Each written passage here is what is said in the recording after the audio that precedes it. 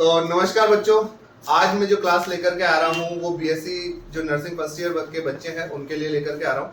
आपका जो एग्जाम है वो 19 तारीख से स्टार्ट होने वाला है, 19 अप्रैल 2023।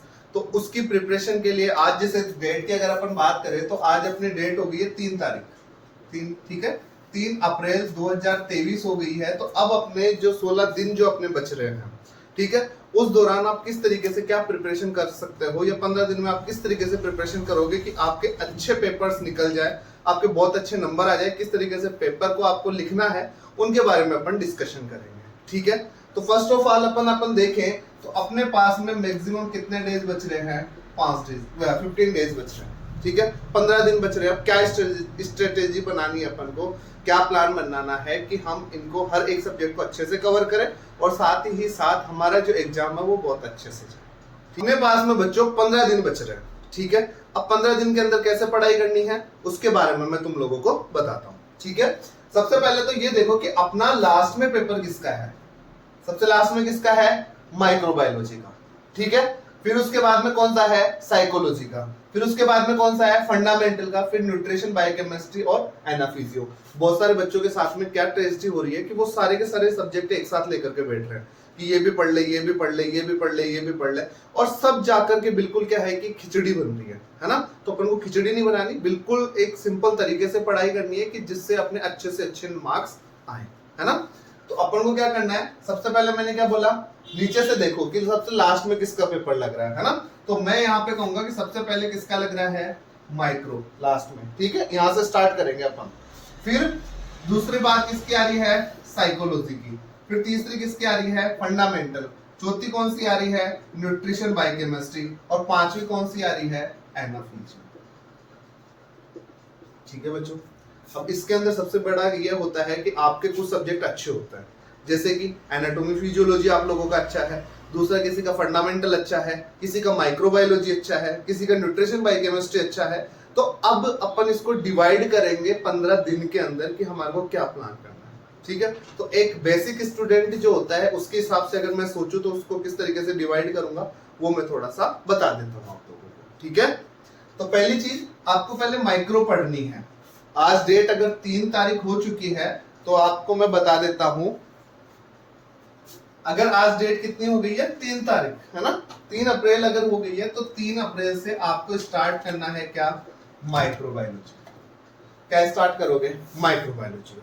माइक्रोबायोलॉजी की अगर अपन सिलेबस की बात करें तो मैक्सिमम 2 से 3 दिन में आप अगर डेली उसको 6-6 घंटे, 7-7 घंटे, 8-8 घंटे अगर पढ़ोगे तो जाकर के 3 दिन में वो कंप्लीट हो जाएगी। ठीक है, तो मैक्सिमम आपने अप्रैल से स्टार्ट किया माइक्रोबायोलॉजी को, है ना। तो आपको दूसरे सब्जेक्ट पढ़ने की जरूरत नहीं है, सबको उठा करके रख दो एक, है ना, और सबसे पहले स्टार्ट करो माइक्रोबायोलॉजी। ठीक है, तो 3 दिन में जैसे आप इसको कवर करोगे 6 अप्रैल तक आपकी ये माइक्रोबायोलॉजी कंप्लीट हो जाएगी। ठीक है, क्यों? क्योंकि ये सबके लास्ट में है ना, तो इसको पहले पढ़ना पड़ेगा तुम लोगों को। ठीक है, अब दूसरी बात ये आती है कि अपने बहुत ज्यादा प्रेशर रहता है कि हमारे को काफी चीजें जैसे क्लास में समझ में नहीं आई, है ना। फिर अपन जब सेल्फ स्टडी करते हैं तब खूब सारी चीजें अपन को समझ में नहीं आती है। तो अब इस टाइम पे केवल कंसंट्रेट होकर के बिल्कुल समझ करके, अपन को याद नहीं करना, वहां पे उस चीज को केवल समझना है, केवल उसको पढ़ना है। आप अगर याद का प्रेशर लेकर के बैठोगे ना तो आपको बिल्कुल भी समझ में नहीं आने वाली। ठीक है, आप बिल्कुल, आपकी टेंशन रहेगी कि मेरे को माइक्रोबायोलॉजी में ये बैक्टीरिया याद करना है, मेरे को और कुछ याद करना है, तो कहीं ना कहीं जाकर के वो आपके प्रेशर जनरेट करेगा और आपकी जो मेमोरी है उसके अंदर वो चीज नहीं घुसेगी। तो आप दिमाग से ये चीज तो निकाल ही दो, क्या कि हमारे को याद करना है। आपको याद नहीं करना, केवल आपको पढ़ना है। आई बात समझ में? ठीक है, तो पहले 3 दिन के अंदर आप क्या करोगे? माइक्रोबायोलॉजी को पढ़ोगे। ठीक है, तो 15 दिन में से 3 दिन गए, आपके पास में बचते हैं कितने? 12 दिन। ठीक है, तो अब 12 दिन के अंदर अपन स्टडी प्लान करते हैं। दूसरा मैंने बताया साइकोलॉजी। साइकोलॉजी सब्जेक्ट है वो केवल और केवल माइंड के हिसाब से है कि जैसे इसमें बिहेवियर हो गया, लर्निंग हो गई, थिंकिंग हो गई, थॉट वगैरह हो गया, साइकोलॉजी हो गई। साइकोलॉजी किस तरीके की, पेशेंट के साथ में अपना साइकोलॉजी किस तरीके से काम करेगा, कम्युनिकेशन किस तरीके से काम करेगा, है ना। तो ये सारी चीजें अपने साइकोलॉजी के अंदर पढ़ते हैं कि साइकोलॉजी का क्या क्या ब्रांचेस वगैरह होती है, किस किस के अंदर काम में आती है। तो मैक्सिमम से मैक्सिमम इसके जैसे ही आप 3 दिन से जब जैसे पढ़ोगे, 6 अप्रैल से पढ़ना स्टार्ट करोगे, 3 दिन के अंदर इसको भी आप क्या कर दोगे? कवर कर दोगे। ठीक है, तो 3 दिन में जैसे आप इसको कवर करोगे तो ये साइकोलॉजी आपका हो गया और लगभग 9 अप्रैल तक आपका ये सिलेबस इसका हो चुका है। ठीक है, अगर आपकी कैपेसिटी बहुत अच्छी है कि आप इन सब्जेक्टों को बहुत जल्दी कवर कर लेते हो तो 3 डेज जो अपन दे रहे हैं, 3 डेज दे रहे हैं, वहां पे आप 2 डेज भी दे सकते हो। कि आपका कोई पार्ट वीक है तो आप उसमें 1 दिन बढ़ा दीजिए। ठीक है, अपन मेजर कितने सब्जेक्ट लेकर के चल रहे हैं? 5 सब्जेक्ट लेकर के चल रहे हैं। अब इसमें क्या होगा कि कुछ तो सब्जेक्ट आपको बिल्कुल क्लियर है ना, तो उनको 2-2 दिन या 1-1 दिन दे दो जो आप पढ़ सकते हो। एक साथ सारे सब्जेक्ट लेकर के मत पढ़ो, आप केवल लो क्या, एक सब्जेक्ट। ठीक है, तो उसी हिसाब से आप क्या करोगे कि यहाँ पे अगर 3 दिन की बजाय आप 2 दिन में पढ़ सकते हो तो यहाँ पे 2 दिन ले लो। ठीक है, इस हिसाब से आपके पास में 2 दिन बच जाएंगे। ठीक है, अब क्या होगा कि जैसे अगर अपन बात करते हैं 9 अप्रैल से अगर पढ़ने बैठोगे तो आपके पास में क्या आ जाएगी, फंडामेंटल। अब देखो फंडामेंटल क्या है, फंडामेंटल है फाउंडेशन ऑफ नर्सिंग, कि नर्सिंग का बेसिक क्या है, आपने अब तक नर्सिंग के अंदर क्या क्या चीजें आकर के सीखी है, बस वही फंडामेंटल ऑफ नर्सिंग के अंदर आपको लिखनी है। ठीक है, कि बेड मेकिंग वगैरह क्या हो गई, आपके कोड ऑफ इथिक्स वगैरह क्या है, बेसिक फंडामेंटल की जैसे डेफिनेशन के बारे में क्वेश्चन आ जाता है कि WHO के अकॉर्डिंग फंडामेंटल की जो अपने जो नर्सिंग की डेफिनेशन क्या है। ठीक है, उसके अलावा अगर अपन बात करें बहुत सारे ऐसे जैसे प्रोसीजर आ गए, जैसे 5R रूल वगैरह क्या है, 3R रूल वगैरह क्या है। ठीक है, तो मतलब कि कुल मिलाकर के ये बात है कि फंडामेंटल ऑफ नर्सिंग में अब तक 1.5 साल में आपने जो भी पढ़ा है वो सब कुछ इसके अंदर आने वाला है। ठीक है, तो आप इसको भी अगर 3 डेज के अंदर डिवाइड कर देते हो तो अपनी कितनी हो गई, 12 अप्रैल। 12 अप्रैल तक आपका क्या हो गया, ये 3 सब्जेक्टें पूरी हो गई। अब आपके पास में बच रहे हैं कितने, 6 दिन, 12 और 6 18। अब इसमें बात करते हैं न्यूट्रिशन और बायोकेमिस्ट्री। न्यूट्रिशन और बायोकेमिस्ट्री 2 सब्जेक्टें हो गई अपनी। ठीक है, तो न्यूट्रिशन के लिए मैं आपको बताना चाहूंगा अगला जो जैसे आप 12 अप्रैल जो आएगी, 12 अप्रैल से आप जब पढ़ना स्टार्ट करोगे तो उसके अंदर क्या करोगे, आपको 1.5 दिन देना है। कितना दिन देना है, 1.5 दिन न्यूट्रिशन और बायोकेमिस्ट्री। बायोकेमिस्ट्री में थोड़ा सा मेरे हिसाब से आपको 2 दिन देना चाहिए बायोकेमिस्ट्री में, क्योंकि वो थोड़ी सी हार्ड सब्जेक्ट पड़ती है। ठीक है, 1 दिन दे दो आप न्यूट्रिशन में। न्यूट्रिशन में है विटामिन वगैरह के बारे में। अगर न्यूट्रिशन से सीधा सब मतलब होता है पोषण, पोषण किन किन चीजों से मिलता है, क्या क्या चीजें होती है, विटामिन क्या होते हैं, विटामिन ए क्या है, विटामिन बी क्या है, उसका दूसरा नाम क्या है, किन किन चीजों के अंदर काम में आता है, फेट वगैरह क्या है, प्रोटीन वगैरह क्या है, इनके बारे में भी आप डिस्कशन करोगे। ठीक है, तो न्यूट्रिशन के लिए आप 1 दिन दे दीजिए, 2 दिन दीजिए आप बायोकेमिस्ट्री में। 2 दिन किस में दोगे, बायोकेमिस्ट्री। या फिर एक काम कर सकते हो कि 2 दिन दे दो आप न्यूट्रिशन में, 1 दिन दे दो बायोकेमिस्ट्री, जो आपको सुटेबल लगता है उसके हिसाब से। अब डेट जैसे ही यहाँ पे आएगी, 3 दिन आप बढ़ाओगे, 15 अप्रैल आ जाएगी यहाँ पे। अब 15 अप्रैल के बाद में कितनी आ गई, 16, 17, 18 और 19 को आप एग्जाम देने जाओगे। अब 3 दिन अब आपको और सब्जेक्ट नहीं पढ़नी है, क्यों, क्योंकि आपने ऑलरेडी वो सारे सब्जेक्ट पढ़ ली है। अब केवल प्रेशर किसका आया, एनाटॉमी का।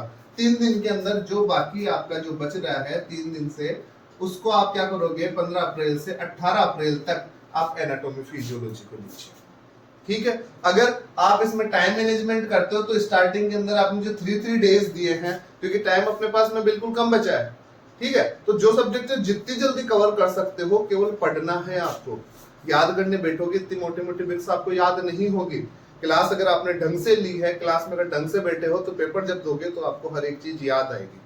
ठीक है, तो केवल आपको एक बार रिवीजन करना है। इस टाइम पे आप याद नहीं कर सकते, इस टाइम पे आपको केवल रिवीजन करना है कि हाँ ये चीजें होती है, इनमें ये चीजें हमारे को देखने को मिलेंगी।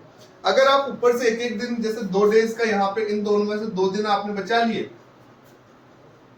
ठीक है, तो ये यहाँ पे 13 अप्रैल से स्टार्ट हो जाएगी अपने एनाटॉमी फिजियोलॉजी के, तो फिर आप 5 दिन इसके अंदर दे सकते हो।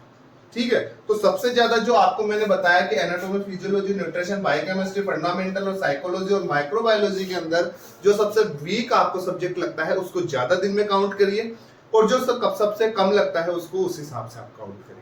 ठीक है, लेकिन हमेशा पढ़ना वहीं से जो सबसे लास्ट में पेपर हो।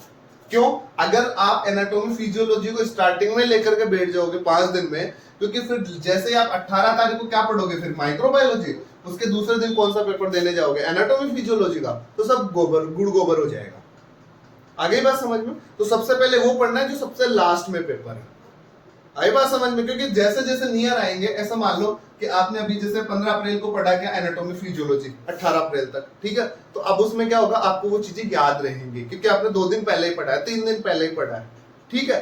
और उससे जस्ट ऊपर ये जैसे न्यूट्रिशन बायोकेमिस्ट्री आएगी तो भाई हाँ अभी 3-4 दिन पहले तो पढ़ा था न्यूट्रिशन का, इतना तो अपने दिमाग पर साइकोलॉजी फिक्स रहती है, ठीक है। बाकी इनमें जो गैप आएगा उसमें आप रिवीजन करते रहो, ठीक है बच्चों। तो ये एक तरीका होता है अपने जो भी एग्जाम्स वगैरह आते हैं, चाहे ये बीएससी फर्स्ट ईयर की बात नहीं है, चाहे से वो जीएनएम की हो, चाहे से GNM first year second year third year हो, चाहे से बीएससी फर्स्ट ईयर हो, सेकंड ईयर हो, थर्ड ईयर हो, फोर्थ ईयर हो, अगर आप ये फॉर्मूला अगर आप अपनाओगे, अपना एक प्लान बनाओगे, तो आपको पास होने से कोई भी नहीं रोक सकता, ठीक है।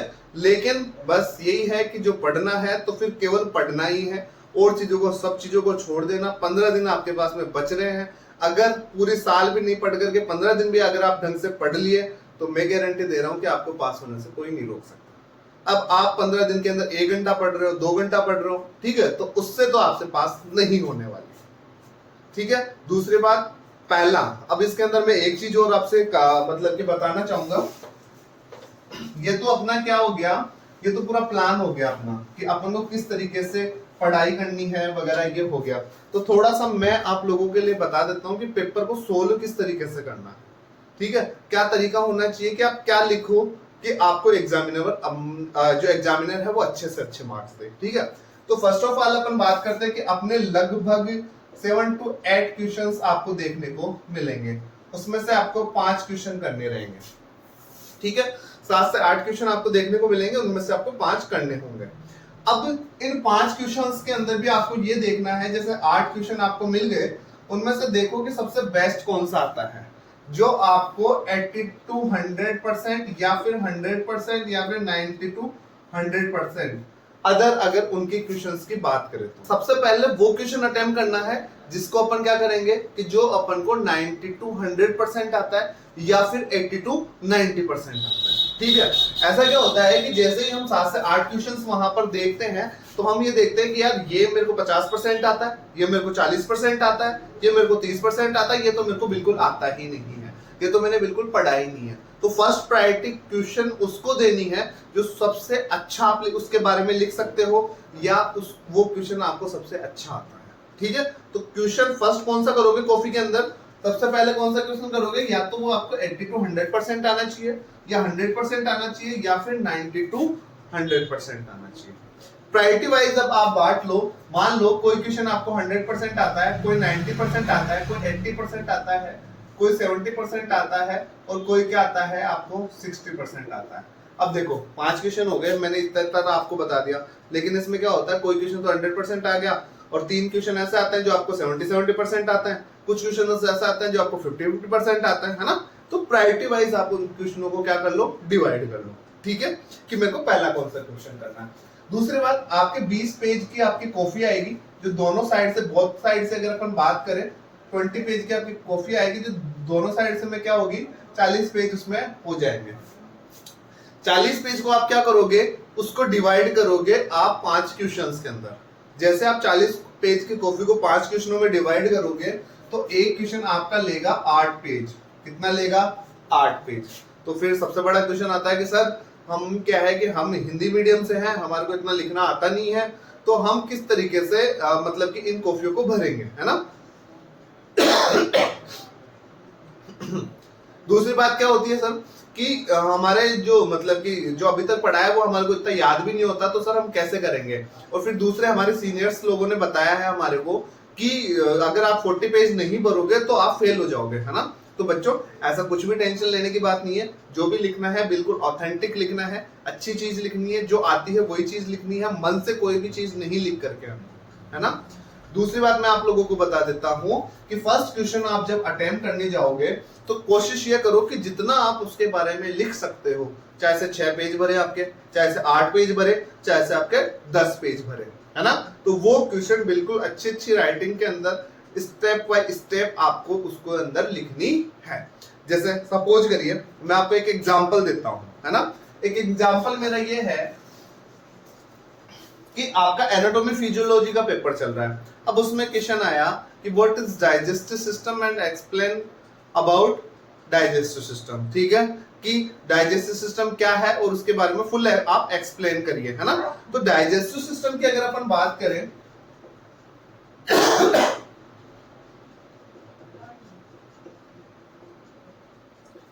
ठीक है, डाइजेस्टिव सिस्टम के बारे में पूछे कि आप मतलब कि आप डाइजेस्टिव सिस्टम के बारे में क्या जानते हैं, तो डाइजेस्टिव सिस्टम के बारे में आप बताइए कि ये एक बॉडी का एक ऐसा सिस्टम होता है जिसके अंदर डाइजेशन का काम होता है, ठीक है, कि जिसके अंदर अपन जो भी फूड पार्टिकल्स वगैरह लेते हैं उनको स्मॉल स्मॉल पार्टिकल्स के अंदर तोड़ा जाता है, उनसे न्यूट्रिशन प्रोवाइड करवाया जाता है, हमारी बॉडी को जो एनर्जी मिलेगी उसके लिए जो भी कंपोनेंट चाहिए वो सब कुछ इसी सिस्टम से हमारे को देखने को मिलेगा, ठीक है।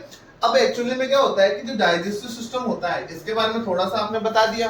अब दूसरी बात आती है इसके बारे में, तो आप क्या करिए कि आपके पास में जैसे होता है आपके पास में मैटर होगी, जैसे मेरे पास 4 पेज का मैटर है लेकिन अब उसको और बढ़ाऊं कैसे, है ना, तो वो मैं तरीका बता देता हूँ। पहले आपने डाइजेस्टिव सिस्टम लिखा, इसकी आपने डेफिनेशन इसके अंदर लिख दी, डेफिनेशन लिखने के बाद में आपने उसके बारे में थोड़ा और कुछ जो जानते थे वो लिखा आपने, फिर उसके बाद में आप क्या करोगे कि इस सिस्टम के अंदर कौन कौन से जो बॉडी ऑर्गन्स वगैरह हैं वो इन्वॉल्व होते हैं उनकी आप लिस्ट बना दीजिए, ठीक है, कि आपके जैसे आपने 10th में पढ़ करके आए थे, जैसे आपने माउथ के बारे में बता दिया, जैसे आपने फेरिंग्स वगैरह के बारे में बता दिया, ठीक है, फिर आपने इसके बारे में इसोफेगस के बारे में बता दिया, फिर स्टोमक के बारे में बता दिया, फिर स्मॉल इंटेस्टाइन के बारे में बता दिया, फिर लार्ज इंटेस्टाइन के बारे में बता दिया, है ना। तो केवल ये पहले पॉइंट लिख दीजिए आप जैसे ये पॉइंट लिखोगे तो उससे क्या होगा कि आपका एक पेज तो पॉइंट पॉइंट में भर जाएगा, ठीक है।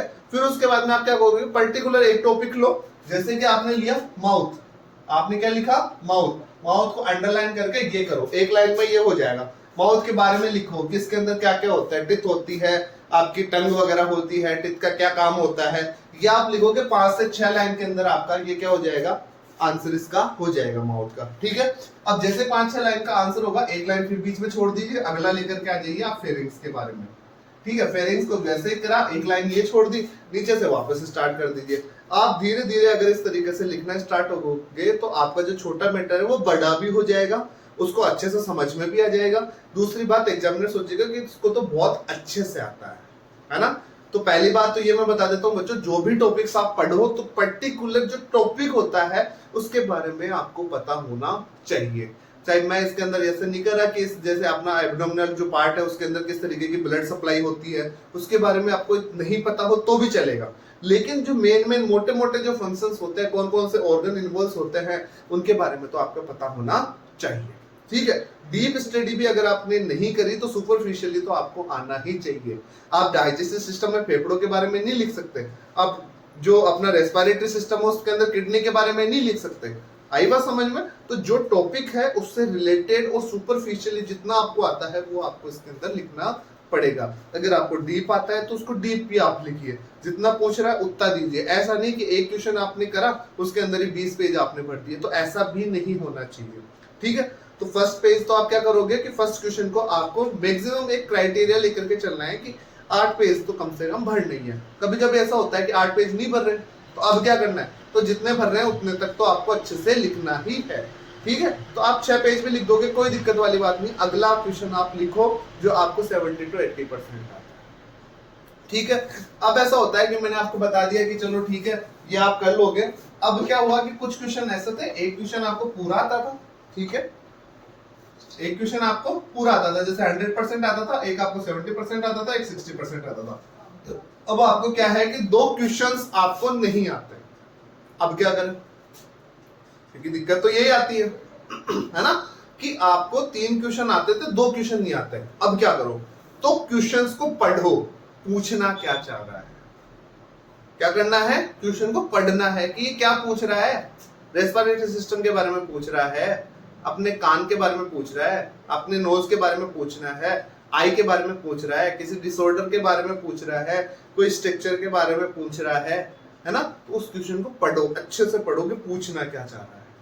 आपको बिल्कुल भी नहीं आता तो क्वेश्चन छोड़ करके नहीं आना, उससे रिलेटेड आपको उसको लिखना है, ठीक है। पूछ रहा है ब्लड सप्लाई एब्डोमिनल एरिया की, लेकिन आपको नहीं आ रही, कोई बात नहीं है, ठीक है। तो ब्लड सप्लाई की अगर अपन बात करें तो आर्टरी वेन तो होती है, उसके बारे में लगा के कुछ भी लिख सकते हो आप, लेकिन उससे रिलेटेड ही आपको लिखना है। आर्टरी का नाम नहीं पता, कोई बात नहीं, आर्टरी लिख दो, ठीक है।